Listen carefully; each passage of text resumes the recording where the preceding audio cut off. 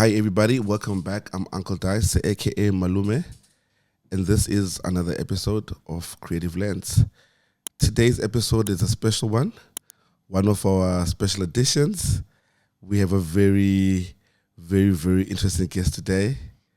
Filmmaker, director, DOP, editor, VFX god.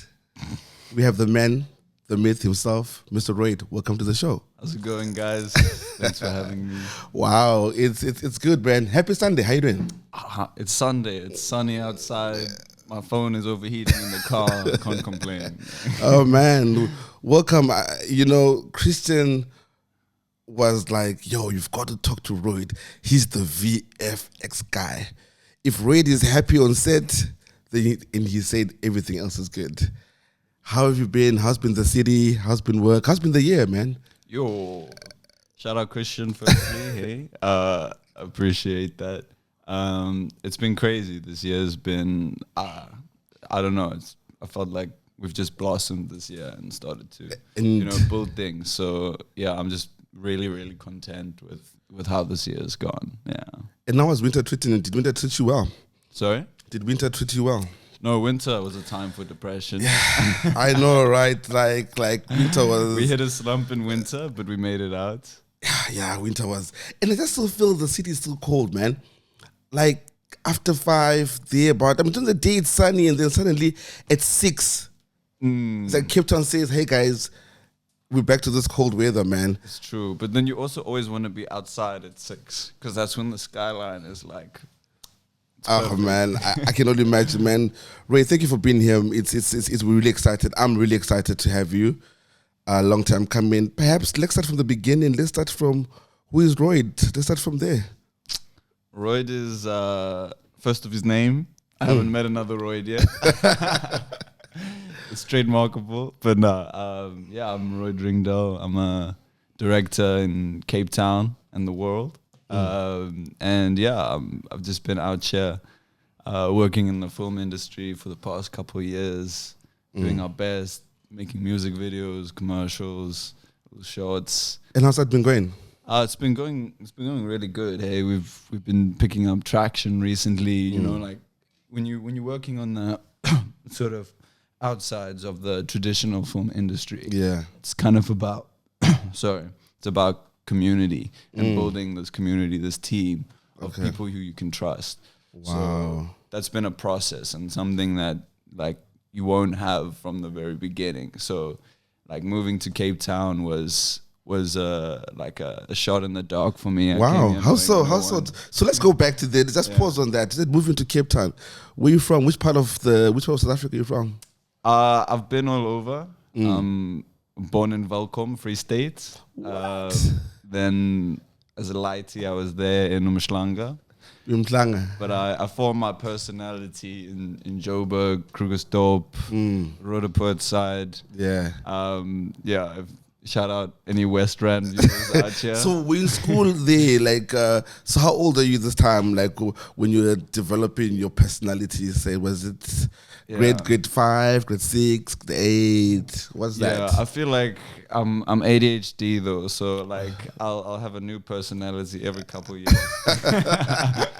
But yeah, I feel like I like originally like I say your personality starts being formed when you start liking music for yourself. For real? You know? And you're like, it's not just a song on a radio that's like faint, right? It's like, I like that one. That one. So if you go back, which song in particular, or what kind of music in particular did you start having this taste to? I'm not even going to lie.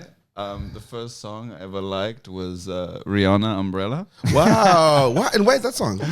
I don't know, man. It's just a bop. It's just a bop. But I remember the first time I started like getting into a genre that I really liked. It was dubstep. Yeah, man. And I just dived into it, like the idea of feeling like a little rebel in school. Wow, dubstep. And then moved into like more electronic genres, and then eventually hip hop.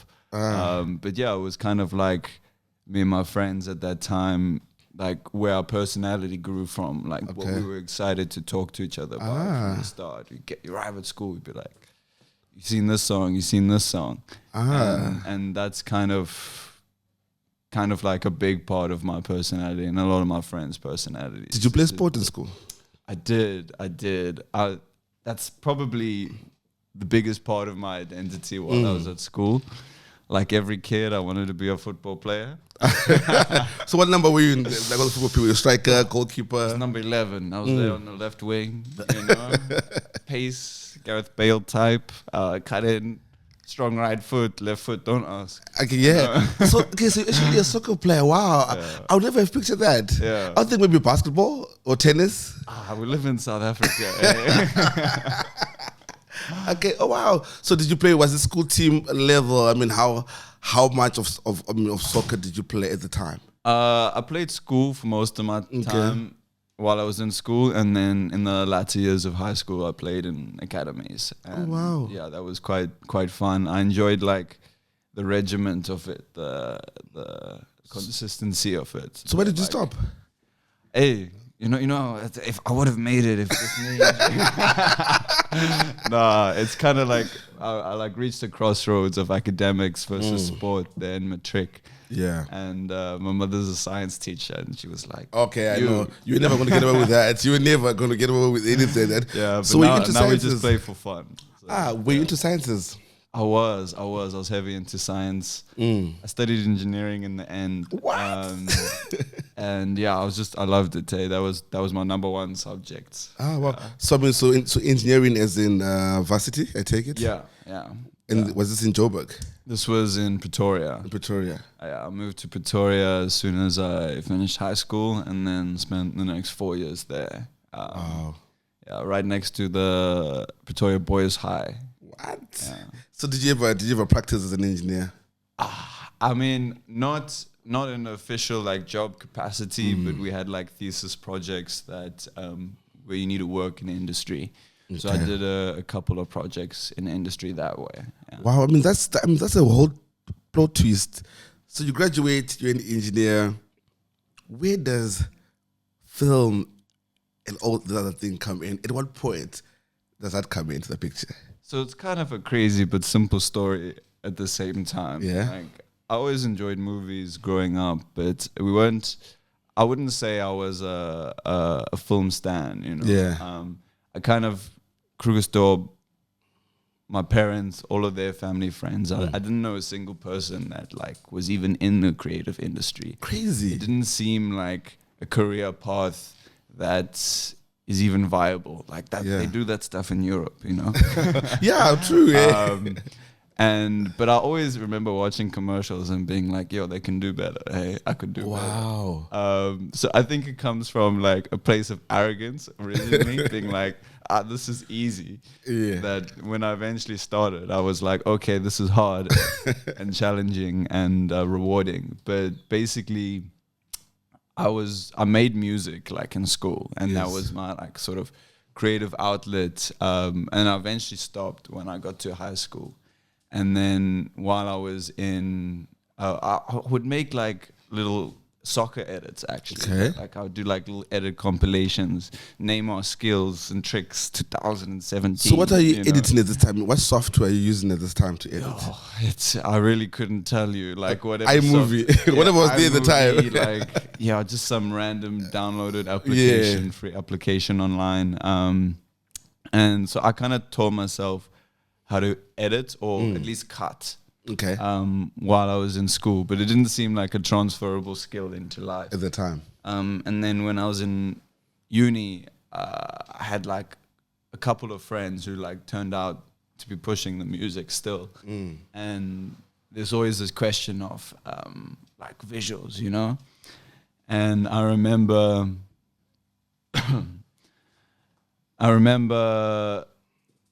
going down on a trip to Cape Town actually when I was in second year with Daz Mentor. Shout out Daz Mentor. Wow. And he was doing a music video for Internet Girl when they were still a two-piece band. Interesting. Were they ever a two-piece band? They were a two-piece band at one point. Yeah. What?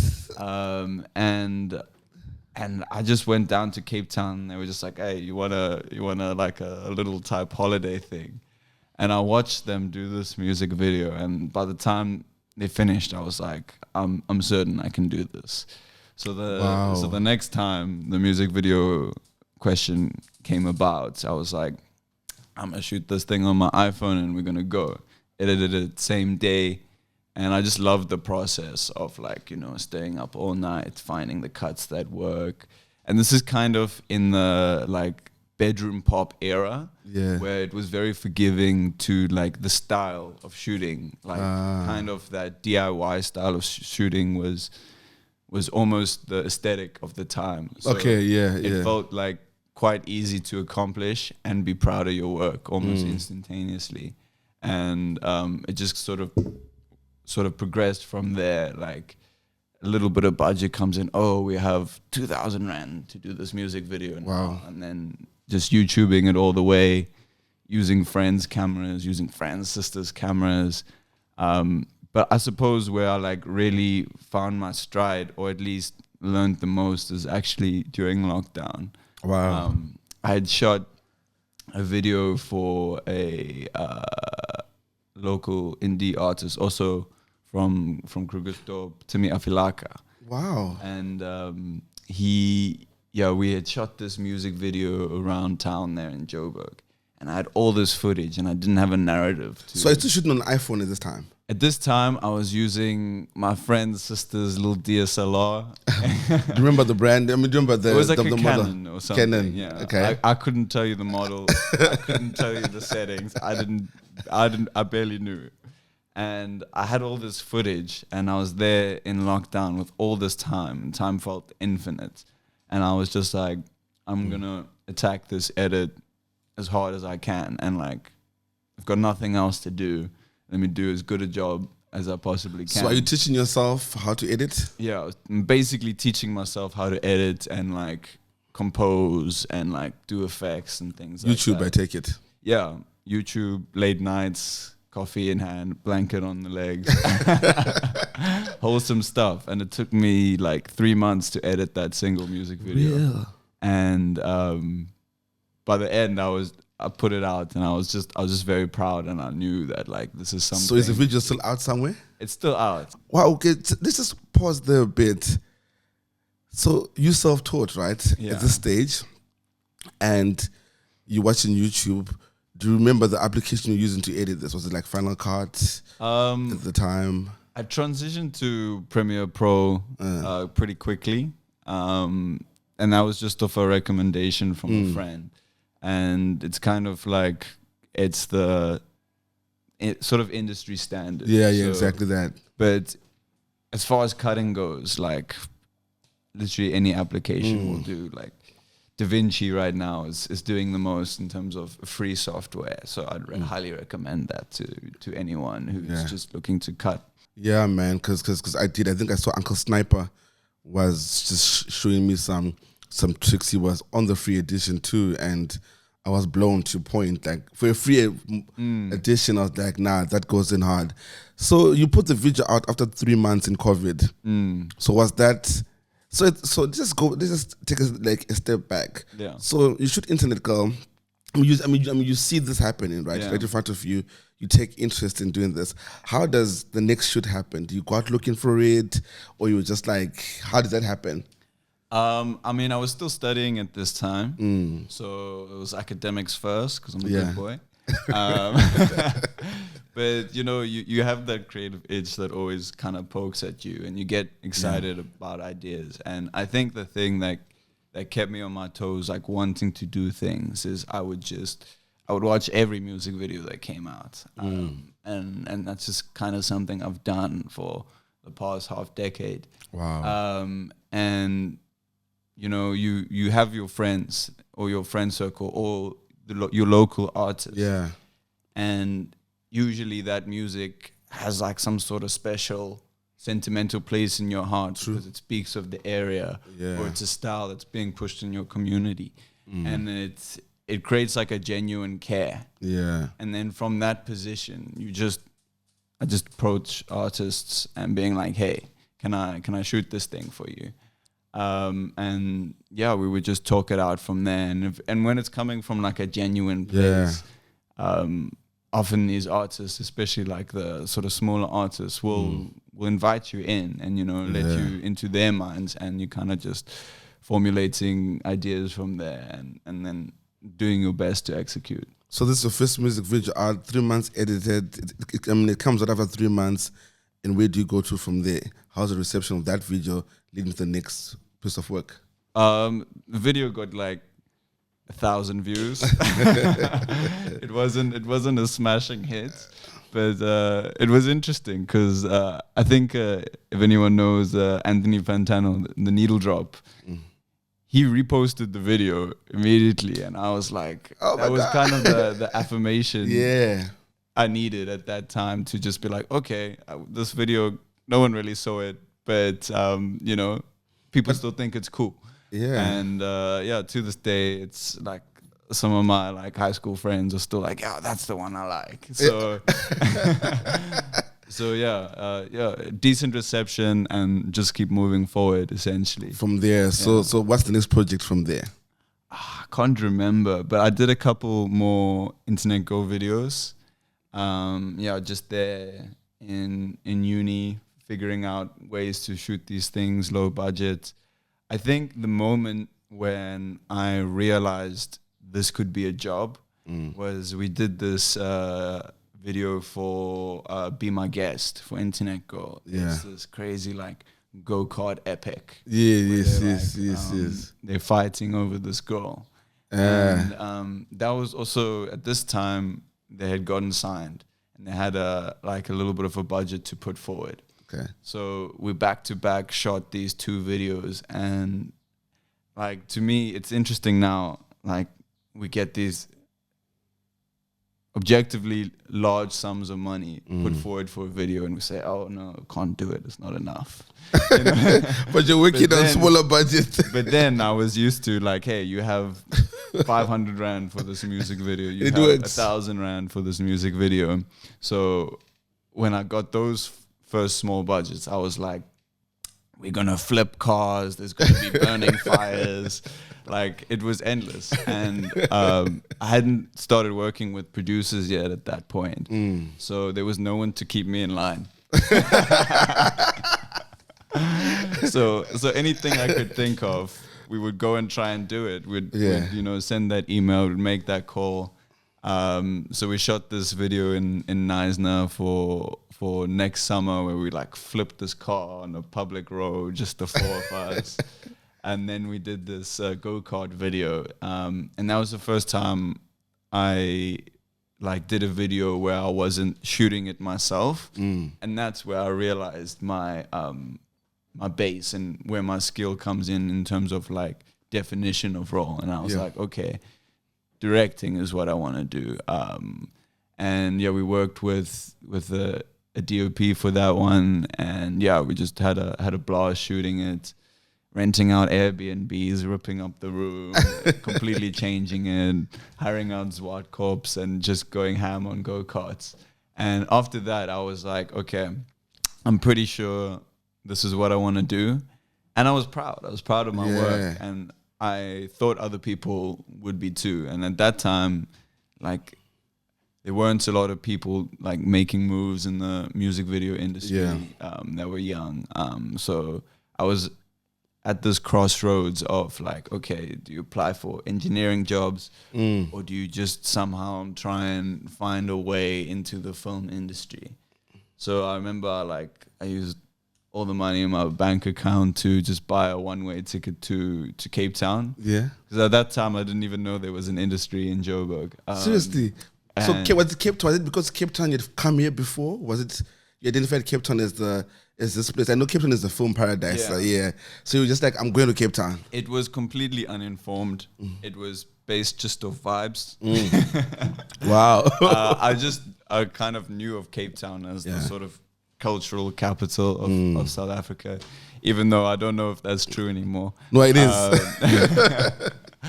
I just spammed emails to like all the production companies I could find on Instagram, being like, "Hey, hire me. I'm a director."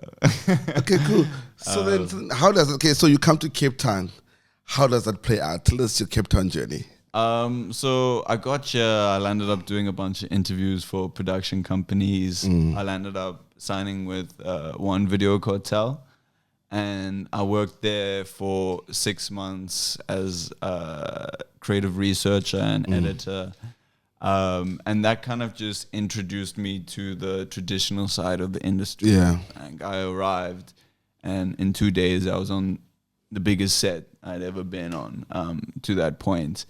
And it just kind of opened my eyes to like the formality of the industry. Okay. And that's kind of all based on just like approaching these companies with your work, you know? And as much as we say it's a formal industry, you know, it's not about training. It's exactly. completely just about what you have in your backpack of a portfolio. That's correct. And what you've made on your own volition. So people bit when I came to Cape Town. Yeah. To my surprise, even. So I just found myself on sets, learning the workflow, learning how to make better treatments. Yes. And it was just really, really nice, like learning the hierarchy. And then after that, I moved to Butterfly Films. Okay. And I was there for like another 7 or 8 months. Okay. That was also really nice because there I signed as a director, not Wow. just a creative researcher. All the while we're moonlighting on our own projects outside of work. Yeah, so tell me that. I mean, so tell me more about that. I see it's quite a norm in your world that, you know, you can be signed to something and moonlight for other things. Is that intentional or is that how that space works? I mean, it depends. Like you can be signed on like a per diem contract where you are doing a 9 to 5. I was doing a 9 to 5, and working on the weekends, working in the evenings. Yeah. But you can be signed, and like you only work on the projects you win with the company. Okay. So there's multiple ways of approaching it. But yeah, as far as moonlighting goes, it's just about trying to respect your contractual obligations, which I wasn't always the best at, and making sure that you keep pushing what you love and what you find, and not losing your voice within the machine that wants you to be a certain cog. So this is Butterfly Films, right? Yeah. Then from there, 6 months, what happens from that point? So and then this is what year around? This was, I left Butterfly Films halfway or the beginning of last year. Okay. Yeah. Then I spent some time in Joburg, and I was like, I'd always wanted to freelance, but I wasn't completely sure on how I was going to do it. I was going through like a tough time at that time, you know, addiction issues and all sorts of like questioning identity. Yeah. And I kind of went back to Joburg and tried to ground myself there, living with my grandparents for a little bit. And I just landed up getting this opportunity to edit this short film that sort of funded my next month of living as a freelancer. And I'd always had this fear coming to Cape Town, like wanting to be a freelancer up front, but not having the network. Yeah. Because I didn't know anyone here. And at this point, I was like still unsure about how strong my network was. Yes. Because when you're working at these production companies, you might be in office all day, not outside. Yeah. You're meeting people.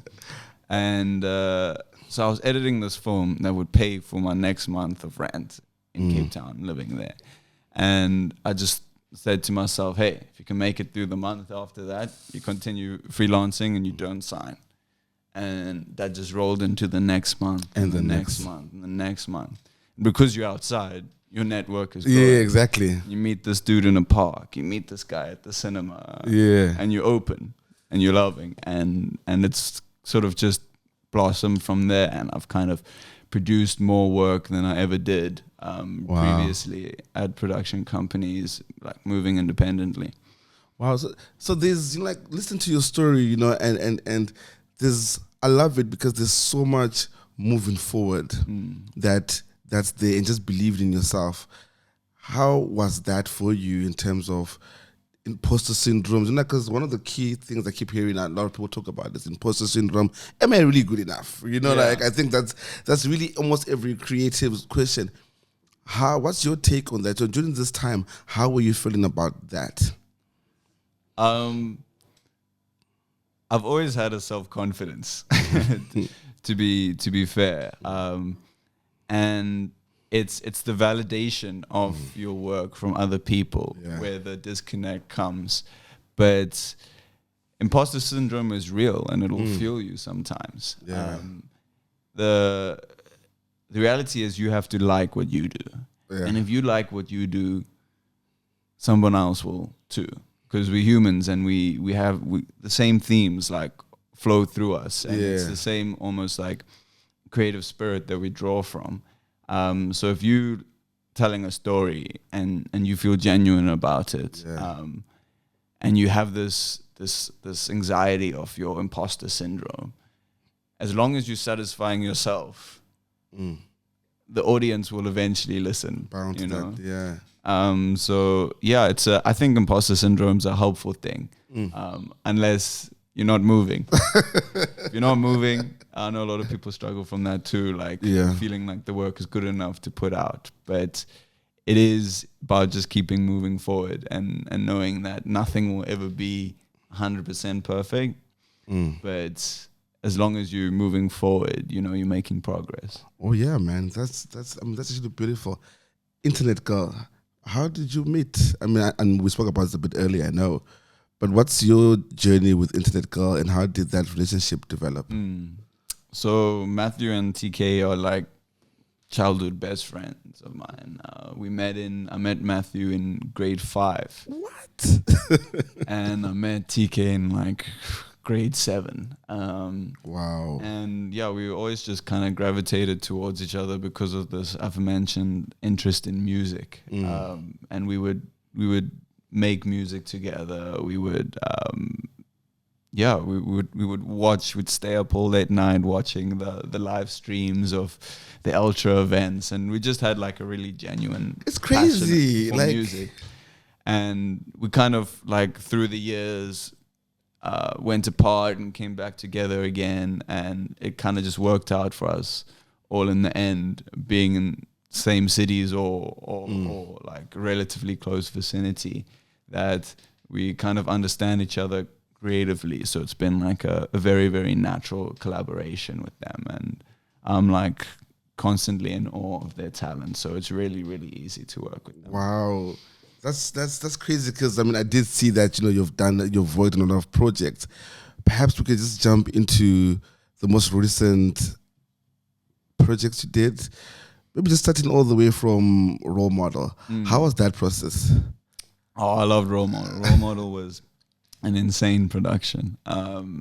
Basically they came to us with this basic script of they're at the show and their laptop gets stolen and they need to retrieve it. And I had recently connected with Chris and Lionel and really enjoyed their work. And we thought, hey, this is a great time for collaboration and like a way to compound resources. So we scripted this thing, we got our shot list down, ran through it with the band, and then just had a mazza of a 21-hour shoot day. Wow.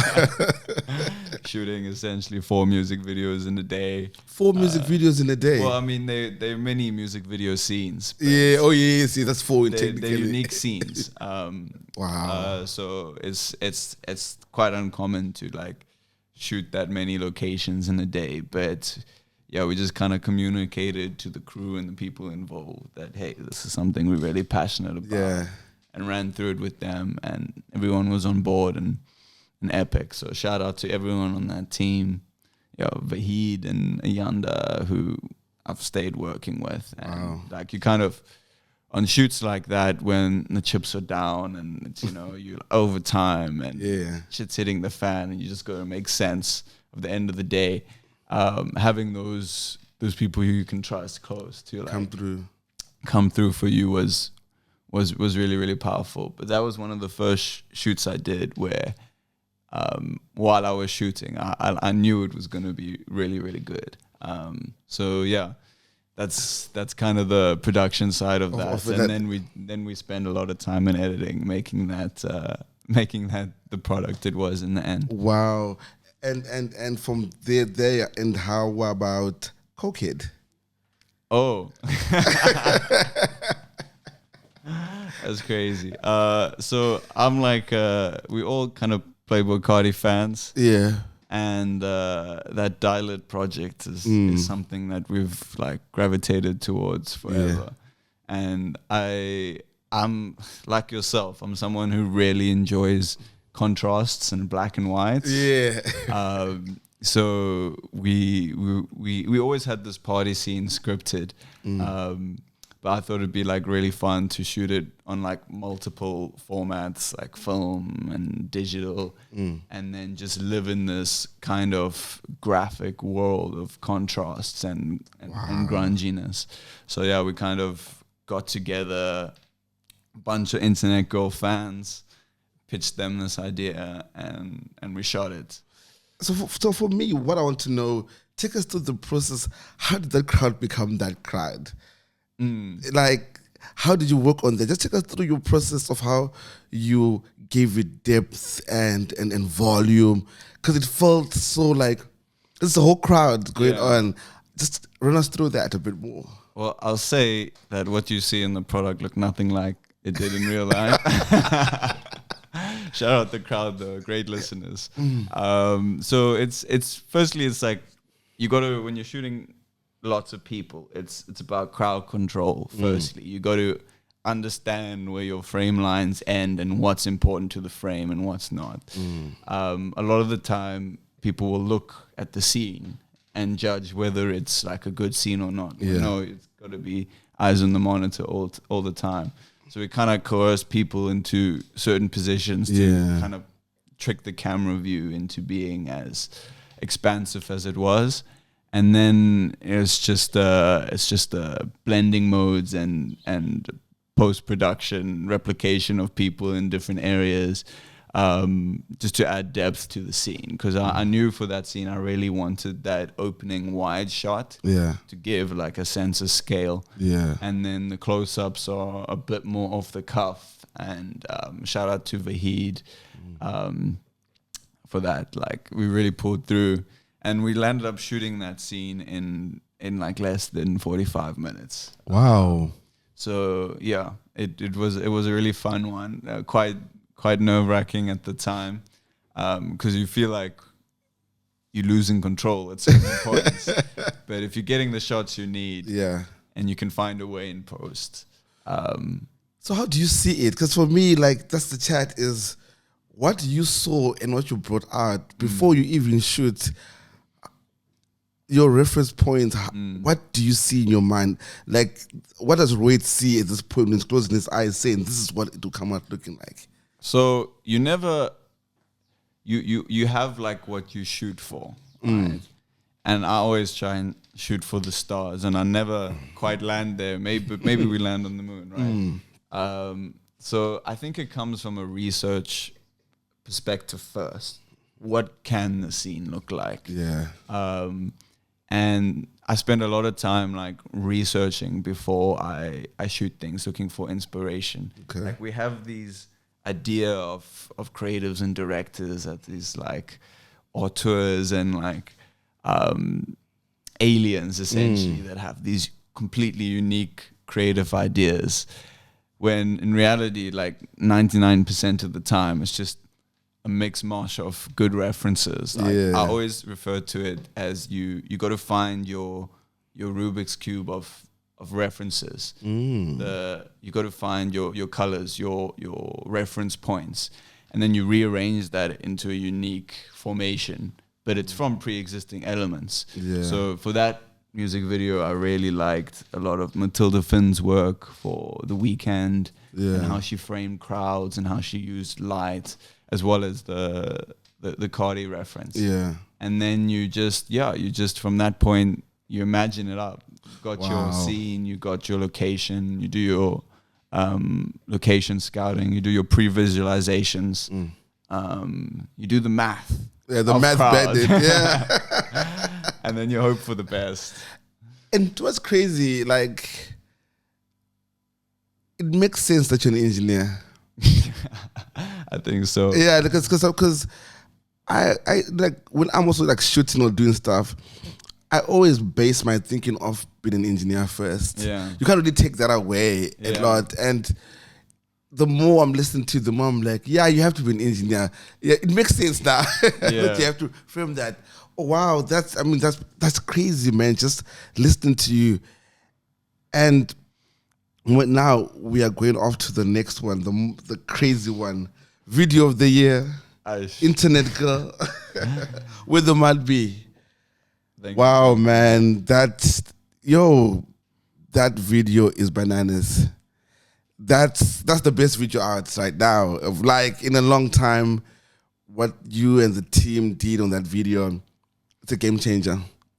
It's just take us through where there might be pull up video. Just take us through that journey and that story, man. How things came about to be what they are now, and just your process and how things came to be where they are. Yeah, the pull-up interesting video for me was very interesting, and like my biggest takeaway from that video is this idea of play and making your work fun. Because a lot of my previous work had like narratives or like small narratives or like more sort of fleshed out thematic concepts, and the song Pull Up kind of came out of the blue for the band as well. It was a single that they put out kind of loosely that landed up picking up a lot of traction. And they kind of came to me and were like, what would you do for this music video?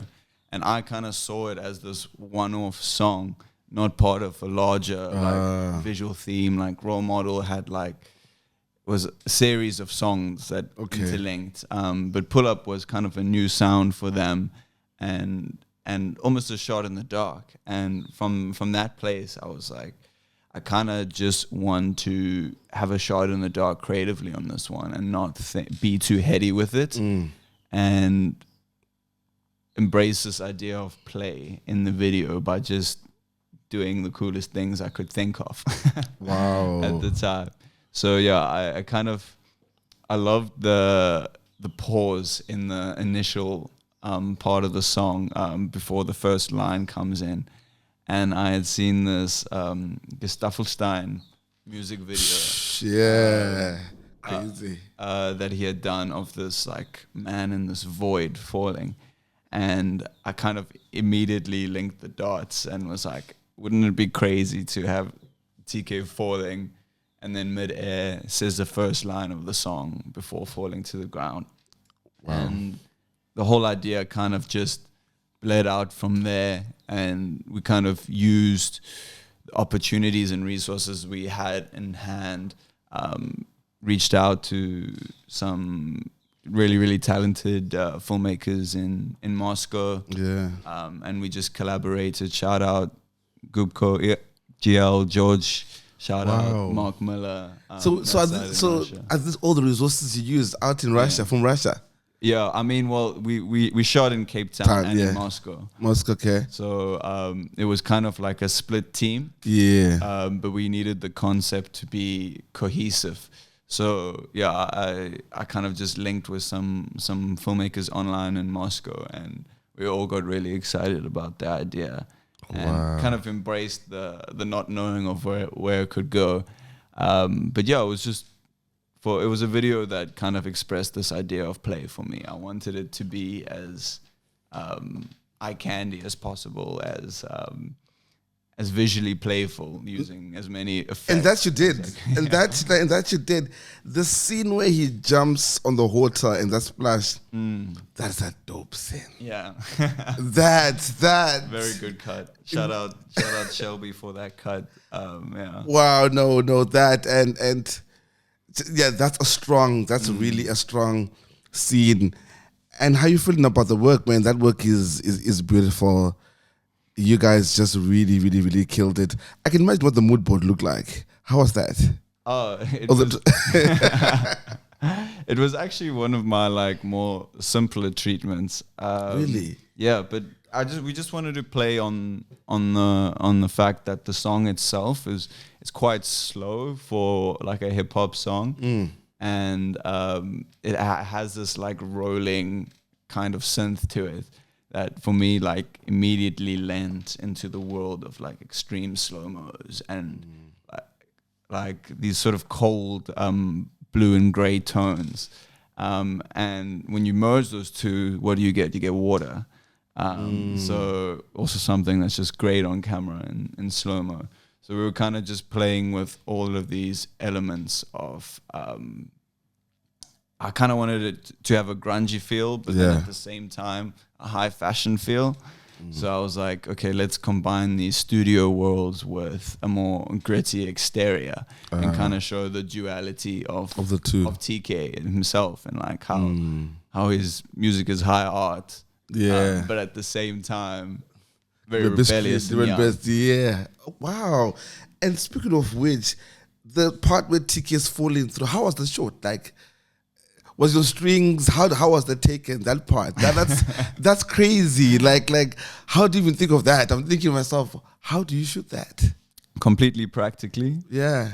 It was TK actually falling. Wow. Yeah, we got him on these stands, and we some crash mats, high speed, high frame rate camera, and then further massaging in post to make it slower. And yeah, a shout out to Ruben, Lumio Edits on Instagram. Him and I basically formed a really close bond over this video, just putting in the hours to make the world, the glass elements, all of the VFX components come to life. So yeah, it was a real big team effort, and it really helps when you have an artist that's willing to push that boundary, to push the boundary in terms of the effort that they give into the video themselves, putting their body a little bit on the line. Wow. And something I always appreciate from artists that want to be involved in the process, because the work lands up being so much more meaningful and so strong. And also like how you did the brand placement there for Puma. So shout out to Puma. Shout out Puma. I was like, wow, that is hard. I was like, yo, that is hard. And the fact that all these pieces, you're thinking about them and you're stitching them together, and how much edit time was that? How long did it take you to edit that video, you guys? It took about a month. Wow. It took about a month. A lot of time in offline, a lot of time in online.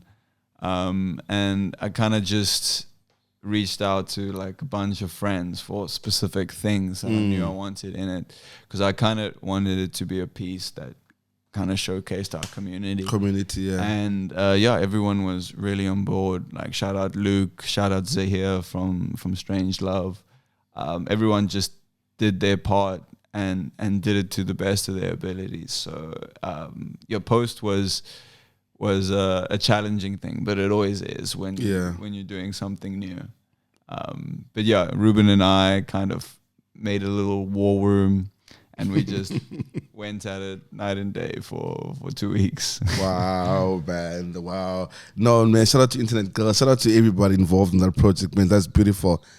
Let's circle back to a bit of advertising. Have you been working on some cool advertising projects? I've been working on some really, really exciting briefs. I can't get into it too much. Anything out? Is there anything out right now that you did that we can reference? Like, as far as advertising goes, I don't have a lot of commercial work out. I've done some fashion films for By Panache. That was a really fun. So what do you do there when you're working on that capacity? What do you do on projects like that? I direct. Yeah, I like. From what place are you saying? Yeah, I mean, like, so you come on board as a director. Yeah. So what does a director do on set? So a director basically directs people. He or they or she aligns people to a vision, and kind of talent sources. in a way. Communicates with clients and ultimately tries to accomplish a client's vision. An interpretation of their brief, and then a communication of that to all the people involved the team to execute the idea. Okay. So then I also see that you're also a DOP. That's something also different. I know Christian did break that down. And so where you sit, usually those two roles of director and DOP, how do you see them different from where you sit? So yeah, it's an interesting one. DOP is generally the man holding the camera or the man telling the person who's holding the camera what to do.